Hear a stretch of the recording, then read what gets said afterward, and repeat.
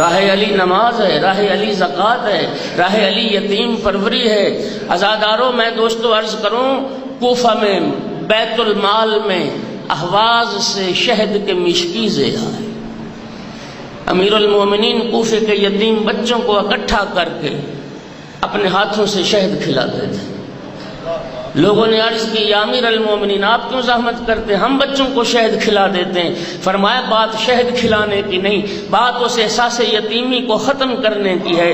کوئی یتیم یہ نہ سوچے میرا باپ بھی زندہ ہوتا مجھے بھی گود میں بٹھا کے شہد کھلاتا۔ فرمایا جس کا کوئی باپ نہیں ہوتا امام اس کا باپ ہوتا۔ اور تاریخ نے یہ خوبصورت جملہ امیر المومنین کے متعلق لکھا، یتیموں کے ساتھ مولا علی کی شفقت و محبت کو جب وہ بچے دیکھتے جن کے ماں باپ زندہ تھے، وہ بچے بھی یتیم ہونے کی تمنا کرتے تھے، کاش ہم بھی یتیم ہوتے اور علی ہماری سرپرستی۔ 19 رمضان المبارک کی صبح کو جب ضرب لگی تھی سر اقدس پر، آقا کو زخمی حالت میں اٹھا کے لائے، طبیب نے زخم کا معائنہ کیا، معائنہ کرنے کے بعد طبیب نے کہا تھا آقا کو دودھ پلایا جائے۔ علم انی فاطمہ میں یہ روایت موجود ہے، 200 کوفے کا یتیم بچہ امیر المومنین کے ارد گرد موجود تھے۔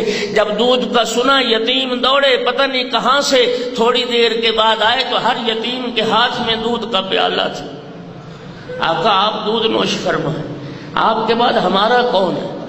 ایک شہید کی بیوہ دودھ کا پیالہ لے کے در اقدس پہ حاضر ہو گئی۔ امام مجتبیٰ فرماتے ہیں تیرے تو اپنے یتیم بچے ہیں، تو یتیموں کو دودھ پلا، کہتی میرے یتیموں نے مجھے کہا ہے ہم دودھ نہیں پیئیں گے، آقا امیر المومنین کو دودھ چاہیے۔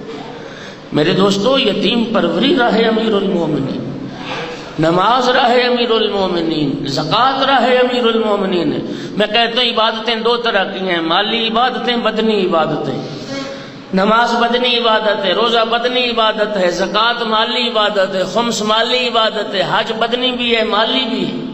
میرے محترم، بڑے بڑے عابد اور بڑے بڑے عبادت گزار دنیا میں آئے، لیکن ہر عابد کسی ایک وقت میں ایک عبادت کرتا نظر آیا ہے۔ اللہ رب العزت نے ہمیں علی جیسا وہ امام عطا کیا ہے جو ایک ایک وقت میں دو عبادتیں کرتے نظر آئے۔ یقیمون الصلاۃ و یؤتون الزکاۃ، نماز بھی ادا ہو رہی تھی، زکوٰۃ بھی ادا ہو۔ یا علی تو بھی کامیاب، تیری راہ پہ چلنے والے بھی کامیاب۔ امام جعفر صادق علیہ السلام نے اپنے شیعہ کی کیا علامت بیان فرمائی، سنو گے؟ آقا فرماتے انما شیعۃ علی ابن ابی طالب من عفا بطنہ و فرجہ، فرمایا علی کا شیعہ وہ ہے جو لقمہ حلال کھاتا ہے۔ علی کے شیعہ کی نشانی یہ ہے، رزق حلال کماتا ہے، رزق حلال اولاد کو کھلاتا ہے، لقمہ حرام اپنے شکم میں داخل نہیں کرتا۔ حرام خور سب کچھ ہو سکتا ہے، علی کا شیعہ نہیں ہو سکتا۔ معصوم نے ارشاد فرمایا لقمہ حرام کھانے والے پر اللہ کے سب ملائکہ لعنت کرتے ہیں۔ ایک لقمہ حرام شکم میں داخل ہو جائے 40 دن تک دعا مستجاب نہیں ہوتی۔ لقمہ حرام کا وضعی اثر یہ ہے، کلام معصوم اثر نہیں کرتا۔ آپ روز عاشور امام حسین علیہ السلام کے خطبات کا کبھی مطالعہ کریں۔ ایک خطبے میں میرے آقا نے لشکر یزید کو خطاب کر کے فرمایا تھا کہ میں جانتا ہوں کہ میری باتیں تم پہ اثر نہیں کریں گی، اور اس کا سبب یہ ہے ملیت بطونکم من الحرام، تمہارے شکم حرام سے بھرے ہوئے ہیں، اگر تمہاری غذا حلال ہوتی تو میرا کلام تم پہ اثر کرتا، اگر تم لقمہ حلال کھاتے تو میرا کلام تم پہ اثر کرتا۔ لقمہ حرام کا اثر یہ ہے، لقمہ حرام کی تاثیر یہ ہے کہ کلام امام بھی اس شخص پہ اثر انداز نہیں ہوتا۔ لقمہ حلال کھا۔ سرکار دو عالم کی بارگاہ میں ایک شخص حاضر ہوا، عرض کرتا ہے یا رسول اللہ مجھے اسم اعظم تعلیم فرمائیں۔ سرکار نے فرمایا کیا کرو گے اسم اعظم کو؟ عرض کرتا ہے یا رسول اللہ میں چاہتا ہوں اسم اعظم کے ذریعے میں جو دعا مانگوں میری وہ دعا مستجاب ہو جائے۔ سرکار نے فرمایا غیر اللہ کی محبت دل سے نکال، لقمہ حلال کھا، پھر جس نام سے اللہ کو پکارے گا وہی اسم اعظم بن جائے۔ جس نام سے خدا کو پکارو گے وہی اسم اعظم بن جاؤ گے۔ کون ہوتا ہے علی کا شیعہ؟ پرسوں دن گزرا امام موسیٰ کاظم علیہ السلام کی شہادت کا۔ بغداد میں جب نظر بندی کی زندگی گزار رہے تھے امام، بغداد کے ایک دروازے سے گزر ہوا، گانے بجانے کی آوازیں آ رہی تھی، راگ و رنگ کی، شراب و شباب کی محفل لگی ہوئی تھی۔ امام دروازے پہ پہنچے، گھر کی کنیز باہر نکلی، میرے آقا نے اس کنیز سے پوچھا تیرا جو مالک ہے آزاد ہے یا غلام ہے، آزاد ہے یا بندہ؟ کہنے لگی میرا مالک وہ کسی کا غلام کیوں ہوگا، کسی کا بندہ کیوں ہوگا، وہ آزاد ہے۔ امام موسیٰ کاظم علیہ السلام نے فرمایا سچ کہتی ہے، وہ آزاد ہے، اگر وہ کسی کا بندہ ہوتا تو بندگی کرتا، نافرمانی نہ کرتا۔ یہ جملے فرما کے امام علیہ السلام آگے بڑھ گئے، کنیز گھر گئی، مالک کا نام بشر تھا۔ بشر نے پوچھا کس سے باتیں کر رہی تھی؟ کہا اس طرح کی ایک شخصیت تھی، تیرے بارے میں انہوں نے پوچھا تھا کہ تیرا آقا آزاد ہے یا بندہ ہے، تو نے کیا کہا؟ میں نے کہا وہ آزاد ہے۔ انہوں نے کیا کہا؟ کہتی انہوں نے کہا سچ کہتی، آزاد ہے، بندہ ہوتا تو پھر بندگی کرتا، نافرمانی تو نہ کرتا۔ اتنا اثر ہوا امام کے اس جملے کا بشر کے دل پر، میرے محترم، اس نے شراب و شباب کی محفل کو چھوڑا، آلات موسیقی کو توڑا، ننگے پاؤں دوڑتا ہوا بھاگتا ہوا امام موسیٰ کاظم علیہ السلام کے قدموں پہ گرا، عرض کرتا ہے فرزند رسول اللہ کی بارگاہ میں میری بخشش کی دعا کریں، میں آپ کے سامنے وعدہ کرتا ہوں آج کے بعد آزاد نہیں رہوں گا، میں اس کا بندہ بن کے رہوں۔ امام موسیٰ کاظم نے دعا کی اللہم اغفر ذنبہ وطہر قلبہ، میرا اللہ اس کے دل کو پاکیزہ کر دے، اس کے گناہوں کو معاف کر دے۔ جب توبہ کی سچی اور توبہ قبول ہوئی، تائب آل محمد کے نام سے وہ معروف ہوا، تائب آل محمد کے نام سے معروف ہوا، اور اتنا صاحب حکمت و دنا ہو گیا تھا، جب توبہ کی تھی ننگے پاؤں تھا، پھر ساری زندگی جوتا نہیں پہنا۔ لوگ کہتے تھے بشر تو جوتا نہیں پہنتا، کہتا ہے قرآن میں اللہ نے زمین کو اپنا فرش قرار دیا ہے، میں کون ہوتا ہوں اللہ کے فرش پہ جوتے پہن کے چلنے والا۔ اور پھر اس تائب آل محمد کی یہ کرامت تھی کہ بغداد کے جن گلی کوچوں سے گزرتا تھا جانور گوبر نہیں کرتے تھے، اس لیے کہ تائب آل محمد کا گزر ہونا ہے۔ اور شیعان اہل بیت، توبہ کرنا واجب ہے، انسان کو چاہیے اپنے گناہوں سے ہر وقت توبہ کرے۔ اور میں کہا کرتا ہوں مجلس امام حسین علیہ السلام مقام توبہ بھی ہے، مقام قبولیت توبہ بھی ہے۔ تیرے معافی مانگنے میں دیر ہو سکتی ہے، اس کے معاف کرنے میں دیر نہیں ہو سکتی۔ باب الحوائج کا واسطہ دے، جس دروازے سے کوئی صاحب حاجت خالی نہیں لوٹا۔ دعا کرتا ہوں اللہ رب العزت ہمیں حقیقی شیعہ بننے کی توفیق دے۔ میں اپنی ماؤں بہنوں کے لیے ایک جملہ کہنا چاہتا ہوں۔ معراج کل کا دن جو گزرا، دنیا اس کو معراج پیغمبر کے دن سے مناتی ہے۔ سرکار سفر معراج سے لوٹے، سید الانبیاء رو رہے تھے، میری مائیں بہنیں سنیں غور سے اس حدیث کو، سرکار گریہ فرما رہے تھے۔ بنت پیغمبر سیدہ طاہرہ نے پوچھا بابا کیا بات ہے، آپ کی آنکھوں میں آنسو کیوں ہیں؟ فرمایا شب معراج مجھے جہنم میں کچھ عورتیں دکھائی گئیں، مجھے کچھ عورتیں دکھائی گئیں جو طرح طرح کے عذاب میں معذب تھیں۔ سرکار نے فرمایا میں نے دیکھا کچھ عورتیں زبان سے لٹکی ہوئی تھیں، کچھ عورتیں پاؤں سے لٹکی ہوئی تھیں، کچھ عورتیں پستانوں سے لٹکی ہوئی تھیں، کچھ عورتوں کے بدن کے گوشت کو ملائکہ کینچیوں سے کاٹ رہے تھے، کچھ عورتوں کے گلے سے آگ نکل رہی تھی، کچھ عورتوں کو سانپ اور بچھوؤں نے لپیٹا ہوا تھا۔ سرکار رو رہے تھے۔ سیدہ طاہرہ نے پوچھا بابا وہ کون عورتیں تھی؟ فرمایا میری امت کی۔ بابا کیا جرم ان کا کیا تھا کہ ان کو یہ عذاب دیا جا رہا تھا؟ سید الانبیاء نے فرمایا کہ جو عورت شوہر کے ساتھ بد زبانی کرتی ہے، شوہر کے ساتھ بد کلامی کرتی ہے، وہ عورتیں قیامت کے دن زبان کے ساتھ لٹکائی ہوں گی۔ فرمایا وہ عورتیں کون تھیں جو پاؤں کے ساتھ لٹکائی گئیں؟ فرمایا شوہر کی اجازت کے بغیر گھر سے نکلنے والی۔ فرمایا وہ کون عورتیں ہیں جو پستانوں کے ذریعے لٹکائی ہوں گی؟ فرمایا شوہر کو حقوق زوجیت ادا نہ کرنے دینے والی۔ والی اور شوہر کا احترام نہ کرنے والی، یا رسول اللہ وہ کون عورتیں ہوں گی جن کے بدن کے گوشت کاٹے جا رہے ہوں گے؟ فرمایا وہ عورتیں جو شوہر کے علاوہ کسی کے لیے میک اپ کرے۔ شریعت عورت کو اجازت نہیں دیتی کہ اپنے شوہر کے علاوہ کسی اور کو دکھانے کے لیے زیب و زینت کرے۔ اپنے شوہر کے لیے صرف زینت کرنے کا، میک اپ کرنے کا حق رکھتی ہے۔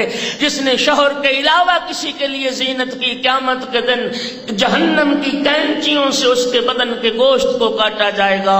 یا رسول اللہ وہ کون عورتیں ہوں گی کہ جہنمی سانپ اور بچھو لپیٹے ہوں گے؟ فرمایا طہارت و نجاست، پاکی ناپاکی کا خیال نہ کرنے والی، غسل نہ کرنے والی، نجاست کی حالت میں رہنے والی۔ میری ماؤں بہنوں، کنیز زہرا ہونے کا دعویٰ صرف وہی عورت کر سکتی ہے جس نے سیدہ طاہرہ کی سیرت کو اپنے لیے مشعل راہ بنایا۔ میرے محترم سامعین، میرے برادر بزرگوار تشریف لے آئے ہیں، اب میرے پاس زیادہ وقت نہیں ہے۔ یا علی تو بھی کامیاب، تیرے شیعہ بھی کامیاب۔ اب اگر اجازت دیں، جو مجھے ٹائم دیا گیا اس میں تو میرے 25 منٹ رہتے ہیں ابھی، لیکن میں جلدی اس روایت کو بیان کر کے ایک جملہ ذکر مصیبت کا پڑھ کے طالب دعا ہو جاؤں۔ اگر آپ اجازت دیں تو میں نہج البلاغہ سے آقا امیر المومنین کے ایک شیعہ کا تعارف کروانا چاہتا ہوں۔ کون علی کا شیعہ؟ دنیا جسے مالک اشتر کے نام سے جانتا ہے۔ مالک اشتر یہ علی کے وہ شیعہ تھے جن کے لیے امیر المومنین فرمایا کرتے تھے للہ در مالک وما ادراک مل مالک، مالک پہ اللہ کی رحمتیں نازل ہوں، تم کیا جانو کہ مالک کیا تھا، تم کیا سمجھو کہ مالک کیا تھا۔ کان علی کما کنت لرسول اللہ، علی مولا فرماتے ہیں مالک کا میرے نزدیک وہی مقام تھا جو میرا رسول اللہ کے نزدیک مقام تھا۔ کون مالک؟ جس کے لیے علی مولا نے فرمایا لو کان من جبل لکان فندا، اگر مالک دنیا کے کسی پہاڑ کا نام ہوتا تو دنیا کا بلند ترین پہاڑ ہوتا، ولو کان من حجر لکان سلدا، اور اگر مالک دنیا کے کسی پتھر کا نام ہوتا تو سخت ترین پتھر ہوتا۔ اجازت دے تو میں مولا کی زبان سے نکلے ہوئے کلمات نہج البلاغہ میں، محمد ابن ابی بکر کی جب شہادت ہو گئی، مولا امیر المومنین نے جناب مالک کو مصر کا گورنر نامزد کیا۔ جب گورنر بنایا تو اہل مصر کو خط لکھا، وہ خط نہج البلاغہ میں موجود ہے، وہ خط سنانا چاہتا ہوں۔ میرے مولا نے اہل مصر کو لکھا یا اہل مصر انی بعثت الیکم عبدا من عباد اللہ، مصر والو میں اللہ کے ایک بندے کو تمہاری طرف بھیج رہا ہوں۔ نہیں آپ کہتے ہوں گے کہ یہ مالک کی کون سی عظمت ہے؟ نہ میرے دوستو، عبدیت اتنا بڑا مقام ہے کہ ہر انسان نماز کے تشہد میں پہلے محمد مصطفیٰ کے عبد ہونے کی گواہی دیتا ہے، پھر رسول ہونے کی گواہی دیتا ہے۔ اشہد ان محمدًا عبدہ ورسولہ۔ اور میں عرض کروں کہ عبدیت کتنا بڑا مقام ہے۔ کل جو معراج کا دن گزرا، آپ سورہ بنی اسرائیل میں پڑھتے ہیں سبحان الذی اسری بعبدہ، پاکیزہ ہے وہ ذات جو اپنے بندے کو لے گئی۔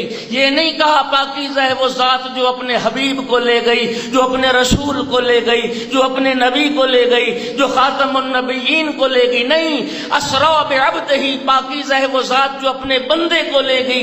یہ لفظ عبد استعمال کرنا دلیل ہے کہ سید الانبیاء کی جو معراج تھی وہ رسالت و نبوت کی معراج نہیں تھی، وہ عبدیت کی معراج تھی۔ میں کہتا ہوں اس کی عظمت کا اندازہ کون کرے جس کے عبد خدا ہونے کی گواہی علی امیر المومنین دے رہے۔ اے اہل مصر، میں اللہ کے بندوں میں سے ایک بندے کو تمہاری طرف بھیج رہا۔ کیسا ہے وہ بندہ؟ لا ینام ایام الخوف، جو خوف کے دنوں میں سوتا نہیں۔ ولا ينقل عن العداء ساعات الرو، اور جب جنگ کے شعلے بھڑک رہے ہوتے ہیں دشمن کو پیٹھ دکھا کے بھاگتا نہیں۔ اشد علی الفجار من حریق النار، اس کو بھیج رہا ہوں جو فاسق و فاجر لوگوں کے لیے آتش جہنم سے بھی زیادہ سخت ہے۔ وابعد الناس عن دنس وعار، جو سب لوگوں سے زیادہ دور ہے ننگوار سے۔ میں اس بندے کو بھیج رہا ہوں. کون ہے؟ ہوا مالک ابن الحارث، حارث کا بیٹا مالک، دنیا جسے مالک اشتر کے نام سے جانتی ہے. سننا، علی مولا فرماتے ہیں کیسا ہے یہ بندہ؟ فَإِنَّهُ سَيْفٌ مِّن سُيُوفِ اللَّهِ. مولا فرماتے ہیں مالک اللہ کی تلواروں میں سے ایک تلوار. مالک اشتر اللہ کی تلواروں میں سے ایک تلوار. کیسی تلوار؟ لا قلیل الزبت ولا نابض ذریبہ. علی فرماتے مالک اللہ کی وہ تلوار ہے جس کی دھار کبھی کوند نہیں ہوتی، جس کا وار کبھی خطا نہیں جاتا. فاسمعوا له واطیعوا امرہ. فرمایا میں تمہیں وصیت کرتا ہوں مالک کی باتوں کو توجہ سے سننا، مالک کے ہر حکم کی اطاعت کرنا. ان امرکم ان تقیموا فاقیموا. مالک حکم دے قیام کرو، قیام کرنا. مالک حکم دے ٹھہر جاؤ، ٹھہر جانا. اگر مالک حکم دے ان تنفروا فانفروا، کوچ کرو تو کوچ کرنا. کیوں؟ اس لیے کہ مالک لا یقدم ولا یؤخر الا امری. کسی کو آگے بڑھائے گا تو میرے حکم سے، کسی کو پیچھے ہٹائے گا تو میرے حکم سے. مالک میری مرضی کا پابند ہے. مالک کے ہر حکم کو علی کا حکم سمجھ کے پیروی کر.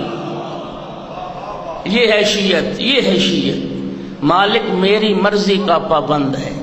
مالک اپنی مرضی سے کچھ نہیں کرتا، مالک اپنی خواہش سے کچھ نہیں کرتا. میری رضا کو مالک دیکھتا ہے. میرے دوستو یہی شیعت ہے. انسان یہ نہ دیکھے میں کیا چاہتا ہوں، انسان یہ نہ دیکھے میرا دل کیا چاہتا ہے، یہ دیکھے میرا مولا کیا چاہتا ہے، یہ دیکھے میرا آقا کیا چاہتا ہے، یہ دیکھے امیر المومنین کیا چاہتے ہیں. مصر کو، اہل مصر کو خط لکھا.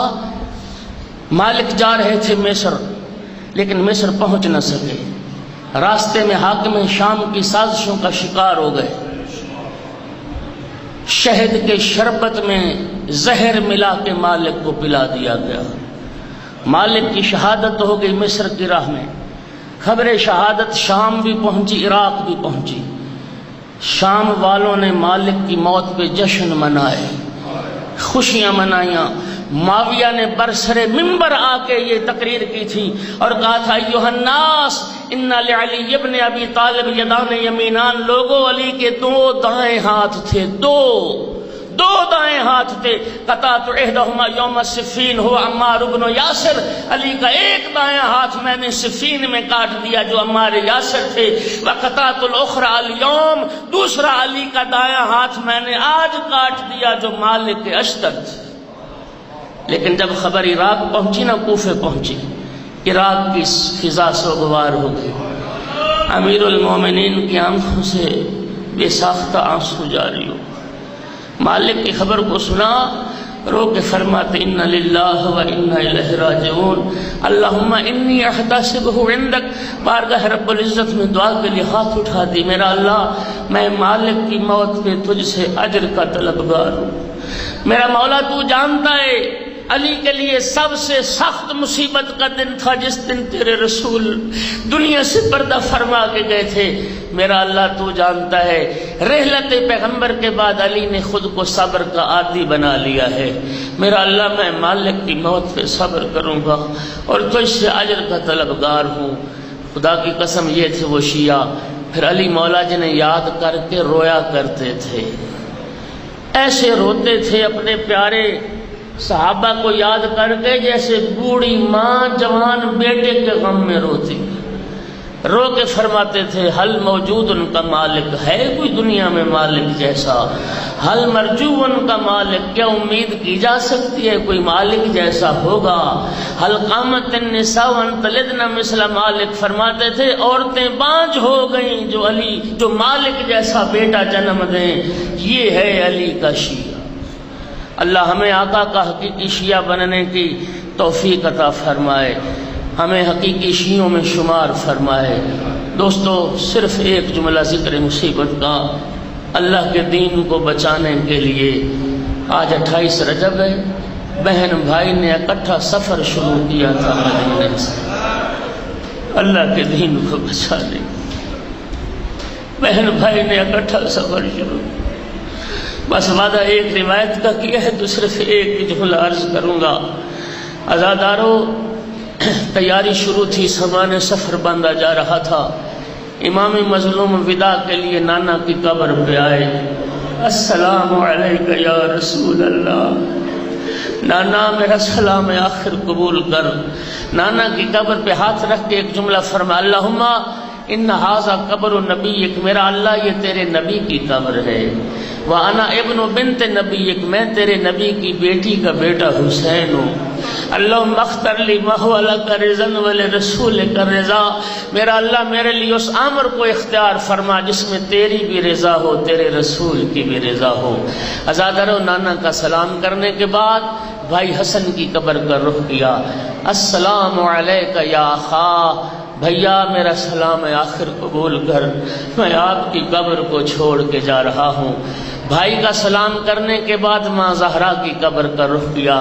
مقتل میں جملہ موجود ہے، جب امام حسین جا رہے تھے نا نانا کی قبر پہ سلام کرنے اور بھائی کی قبر پہ سلام کرنے، بڑے اطمینان سے چل رہے تھے، بڑے وقار سے چل رہے تھے، گویا عظمت کا پہاڑ جا رہا ہو، تھم تھم کے قدم رکھتے ہوئے۔ لیکن جب ماں زہرا کی قبر کا رخ کیا، ایسے دوڑ کے ماں کی قبر پہ آئے جیسے بچہ دوڑ کے ماں کے دامن سے لپٹ جاتا۔ السلام علیک یا اماں، میرا سلام آخر قبول کر۔ صاحب دمع ثاقبہ لکھتے ہیں 3 جواب آئے قبر زہرا سے، علیک السلام یا عطشان الام، ماں کا پیاسا بیٹا میرا بھی، علیک السلام یا غریب الام، ماں کا پردیسی بیٹا میرا بھی سلام۔ تیسرا جملہ بڑا دردناک تھا، سن پاؤ گے، علیک السلام یا سہقان الام، او گھوڑوں کے سموں تلے روندا جانے والا حسین، او سموں تلے پامال ہونے والا حسین میرا بھی سلام۔ اللہ لعنت اللہ